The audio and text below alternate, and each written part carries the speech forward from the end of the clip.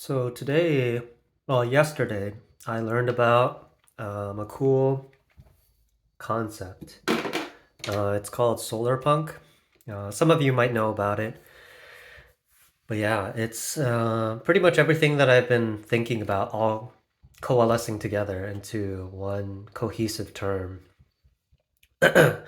Things like sustainability, regeneration, balancing the ecosystem with the economy.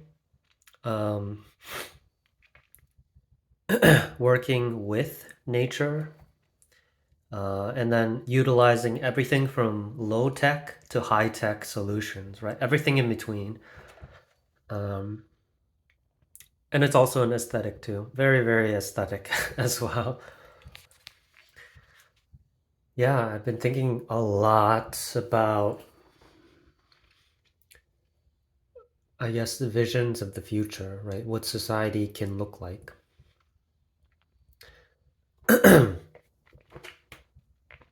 So, first, I want to talk about sustainability. There seems to be a lot of talk with people who have climate change anxiety, or ecosystem collapse anxiety. Um, it does sort of feel like, I guess you can call it the capitalist, the industrialist, the West is sort of committing ecological suicide, sort of, right?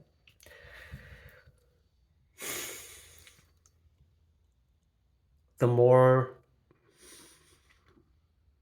the more the more our society progresses, it seems like the more we're kind of tightening the noose around our neck, our collective neck.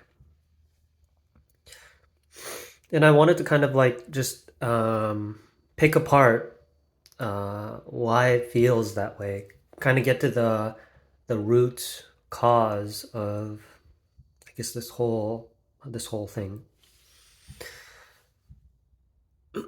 So first, what I thought about was how the way we define capitalism today, right? It's totally different from what capitalism is was when Adam Smith talked about capitalism, right? Just like when, for example, the Republican Party in America, right? The Republican Party today is totally different from the Republican Party of Lincoln, right? Abraham Lincoln. It's totally different, right? Even though it's the same name, capitalism, exactly the same situation, right? We call it capitalism, but Adam Smith's capitalism is totally different from what we today call capitalism, right? Which has a lot of other, it has things like imperialism, it has things like technology, a lot of other things mixed with it. And so, first, I wanted to talk kind of like the paradox of capitalism of today. So with more capital, right, more labor, more skilled labor, and more um, so and more factories, factories, buildings, land, anything that can be considered capital. You're better able to improve on technology, right? Because you have more facilities, you have more researchers, you have more R&D, right? So capitalism naturally feeds into improving technology, right? But the weird part is when you improve technology, it can either increase the value of the product, the good or service that you're selling, or it can actually decrease the value as well. Now, for example, if you're talking about creating a new, going from like, let's say, the very old computers, right? Like the very first computers from the 1950s, right? I forget the name. Um, that the British made. Right? Going from those computers the size of rooms all the way to PCs that we have today, right? They're millions of times. They have millions of times more processing power than computers 70 years ago, right? So with technology, you can increase the value of whatever you're selling, right? Because now it's better. Technically, right? Spec wise, it's better. But technology can also decrease the value of something as well if it's something, usually if it's something essential, right? What's called inflexible inelastic demand in economics, right? Anything like food, water, shelter, anything that you need for survival has a very inelastic demand, right? Which is, you need it to survive, right? That's why. And so when it comes to those basic necessities, technology can actually decrease the value per product. So for example, you know, if you hand pick apples, right, it's a lot more time and labor intensive, right? It takes a lot of effort to pick apples, right? But if you use like a harvester, like if you use like a truck or something, you can pick up thousands of apples, right? Way, way, way quicker, right? So it makes, so it scales, right? It's, called scales of economy. Um, but the production scales, right? But that means that the value of every single apple decreases, right? Because it's cheaper. It's now a lot cheaper to produce and to ship all the apples, right? So, in a kind of paradoxical way, technology can actually decrease the value, the total value of whatever you're producing. So, this is why technology can become sort of like it can devour capitalism, right? Capital can help capital when invested into research and development improves technology, right? But technology may or may not actually lead back to creating more capital. So there's kind of like that first paradox. Technology and capitalism, although they're very intertwined, they're not necessarily just because you increase one doesn't mean that the value comes back, right? That's why there's a lot of perverse incentives, forced obsolescence, right? Making things last not as long. It's not good for society as a whole, right? Because you create more waste, and it's a lot more expensive for the consumer. In the long run, it's a lot better for the consumer to produce or to buy something that lasts a long time, right? That's very durable, like shoes, socks. You want to buy something that lasts long and that's relatively cheap, right? Relatively. However, for the person selling, it's you make a lot more profit selling garbage, right? That breaks down in like a week, right? Because you can sell much more of it. So there's sort of like these perverse incentives within capitalism. Um, I think initially capitalism helps boost the overall economy. Um, but just like with anything, over time, the incentives become perverse, right? You get ulterior motives. And the profitability of a company doesn't necessarily correlate with um, the betterment of society, right? It doesn't necessarily go together. So, well, I guess one of the goals would be to align corporate interest with societal interest, right? How do you align those together? I kind of like to think of it, right? If government is a necessary evil, right? Um, if government is a necessary evil, corporations are an unnecessary good, right? They're very unnecessary. I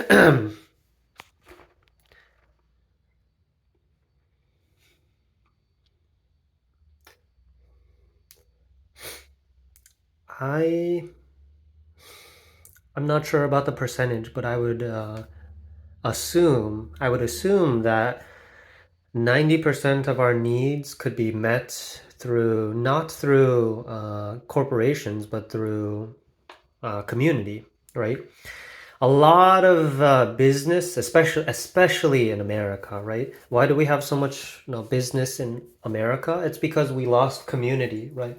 We sacrificed community for corporation, and community in many places like the blue zones, for example. Community is where you get financial support, where you get emotional support, where you get nutritional support, right? Where you get 90% of your daily needs met through community, right?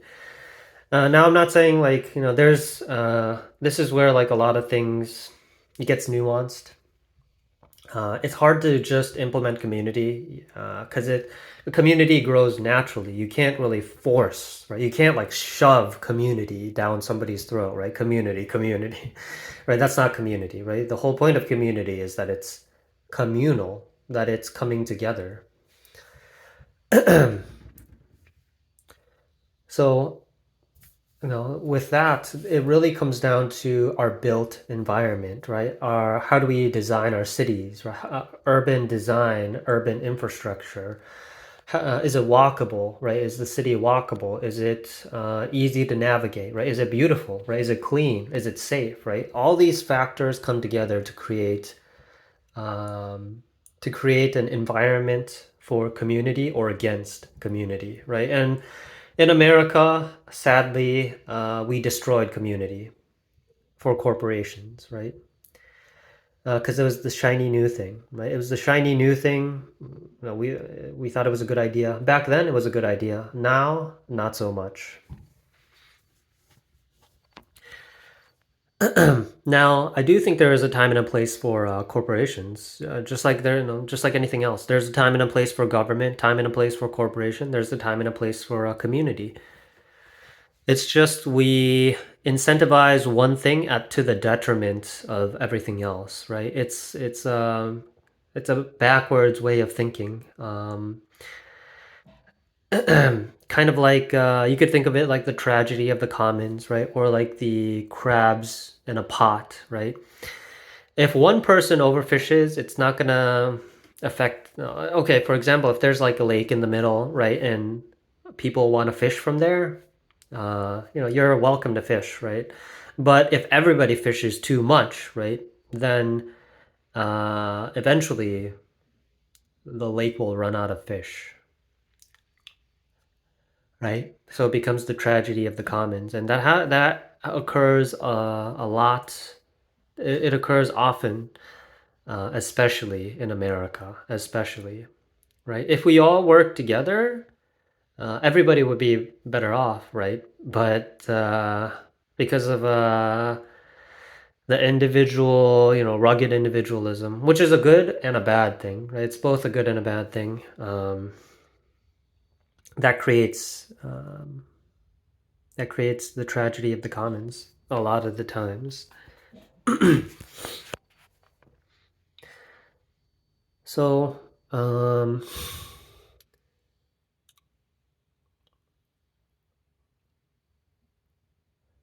it is certainly interesting.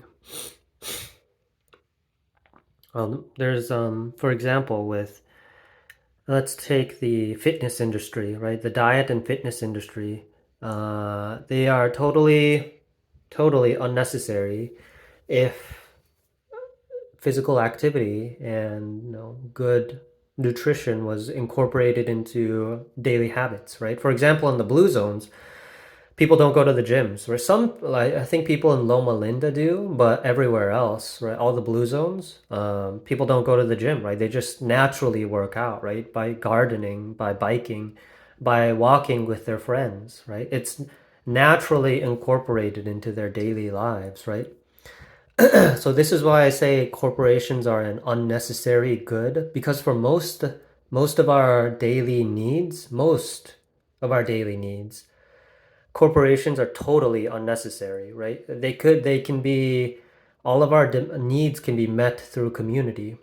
Things like having enough physical activity, right? Maybe having a running group, or maybe having a gardening group. Um, Having enough emotional support, right? Instead of hiring a psychologist or psychiatrist or therapist, having a really, really close group of friends, right? And I'm not saying any of this to discourage you from going to the gym, right, or talking with a therapist. Not at all, right? But all of our needs were basically all of our needs were met through community a long time ago, right? Not so long ago, maybe 100 years ago, right? It's only in the last 100 years that things like shifted dramatically. And then there's the aspect of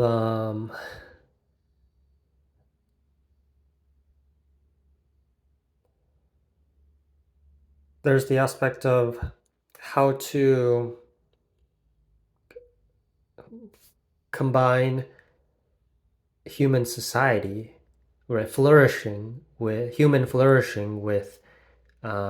ecological sustainability, right, regeneration. Like, how do you merge those together, right? How do we both develop the economy and develop the ecology, right? How do you make it work together? And I think it does come down to alignment, um, in the broadest of terms. But before I get there, I want to go through a couple more steps to I guess to make this point clear.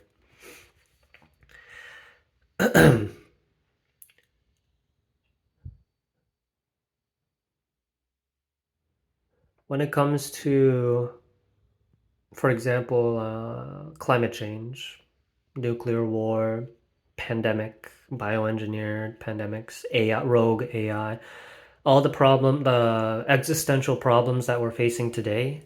Um, it seems like people want to blame somebody, right? Blame the poor, blame the rich, right? Blame black people, blame white people, right? Blame the guy, right? Blame all the men, blame all the women, right? Blame the old people, the young people, right? It's like we always want somebody to blame because that means there's somebody who's responsible for it, right? When in fact it just as easily could be the a societal process, right? That nobody's in charge of, right? Nobody is the captain of the ship of humanity, right? Nobody's in charge, right? It's just the emergent property.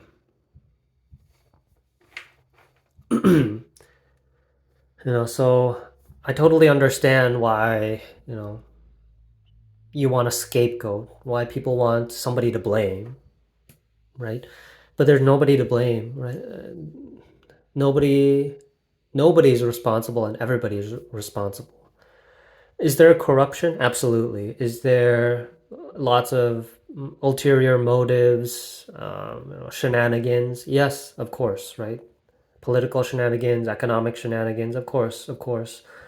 But that's not to say that there truly is nobody to blame. It's like how the whole system is set up, right? The system itself, the rules of the game create these weird incentives, right? That pit us against each other. I guess you can call it Moloch, right? The Moloch problem, or game theory. In more simple terms, it's game theoretic, where everybody wants to do the right thing, right? I want you to be happy. You want me to be happy, right? We just want to live good lives, right? Nobody really wants somebody to be miserable unless you're maybe a psychopath, right? But we all want each other. We want to live good lives, and we all want each other to live good lives, generally speaking. But these weird incentives, right? These weird structures, game rules, cause us to act out in ways that harm us and others. It's like the hidden social structures, right? It's like you call it the invisible hand of the market, right? Call it the the mythologies of the modern era, right?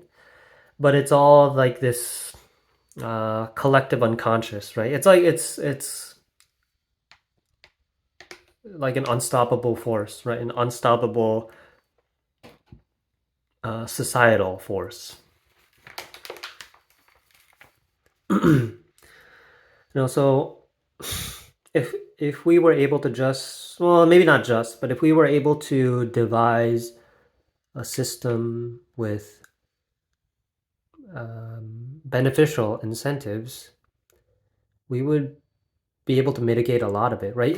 Even if you were an evil person, right, or a psychopath, right, even then, because of the incentives, you would be encouraged to act in ways that help you and help other people.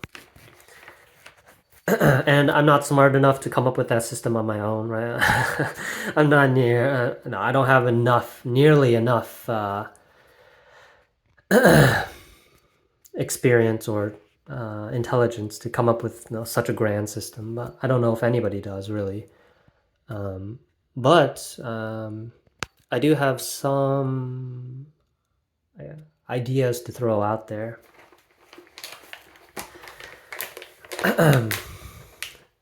A lot of it does come down to. But before I get to those ideas, actually, I want to get to kind of like the technology, right? What is technology actually, right? What is it actually supposed to do? Is it supposed to make our lives better? Is it supposed to be the natural progression of humanity, kind of like evolution? Is it supposed to be something else? To me, to me, technology is art. It's an expression of the human spirit, just like drawing, poetry, music, cooking, dancing. Technology is also something we do because we're human. As human beings, we create stuff, and that's exactly what technology is. So, at its purest form, technology has no motivation, right? It's totally. We don't create technology to make our lives better. We create technology because we're human, right? Because it's fun, right? Which, you know, I think frees us from this notion of technology, like needing to improve technology. We don't need to improve technology. We just have um, we have the motivation to create more technology because we're human, right? Because it's what we do. Just like how, hermit crab, right? What does it do? It tries to find a shell for its home, right? That's what a hermit crab does. What does a squirrel do? It tries to find nuts to eat, right? And to store for winter. What do we humans do? We create poetry, we create music, we create technology. That's what we do as humans. And I guess there's kind of been like, for a lot of people, maybe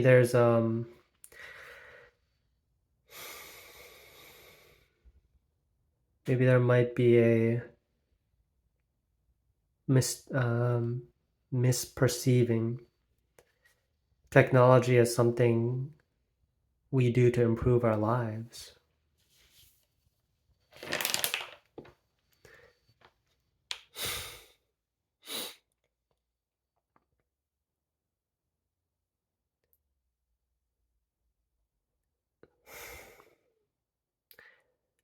Okay, saying all of that, now I guess to present just one vision, a couple of ideas among many, many, many, many ideas. For one, we could try to make more walkable cities, especially in America. Perhaps lining them with native plants, edible trees, edible landscaping, um, having community gardens, tool libraries to share resources. Perhaps we could combine low-tech and high-tech solutions for agriculture. So things like passive cooling, passive heating for greenhouses, and maybe just using simple nets and lines for seaweed farming, right? While also using high tech like image recognition, right? Or using big data or AI to make the production more efficient, right? Or using drones to harvest or weed or do something else with the farm, right? And maybe we can create floating cities that's a little bit more, futuristic, a little bit more sci-fi on the sci-fi. It's possible with today's technology, but um, we could do things like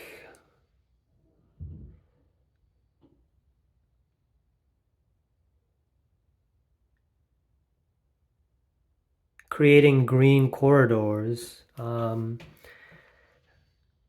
around urban areas, right? So that animals and wildlife can migrate and traverse around. There's so many ideas: regenerative farming, things like silvopasture, things like um,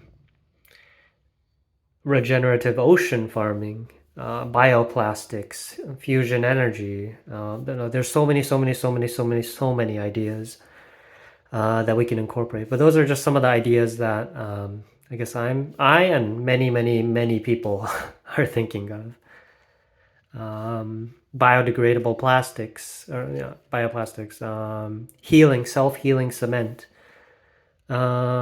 things like passive wind-powered cargo ships, right? Things like offshore wind turbines. There's so many ideas out there. It's just how do we make it all work together, right? How do we align first? How do we align ourselves with our body, right? How do we be healthy emotionally, physically, mentally? How do we align ourselves to each other, right? Community, creating communities, creating friendships. How do we align humanity with nature? Or how do we work together? How do we create abundance? How do we dance? How do we tango with nature? And then how do we the biosphere align with AI, right? Ultimately, all alignment, right? All alignment is um, of coming together, for a larger purpose. So yeah, that's what I've been thinking about. I've been thinking about a lot. I've been thinking about this for literally decades. Sustainability, human health, how do how do how to increase prosperity, how to increase abundance, how do we work together with nature, how do we align with AI, how do we create technology that empowers humanity, how do we uplift, right, raise all the boats of everybody, how do we live happy, healthy, abundant, fulfilling, satisfying lives, or how do we live a life well lived, and then how do we create that role model, not even role model, how do we create that example for everybody to live a well lived life?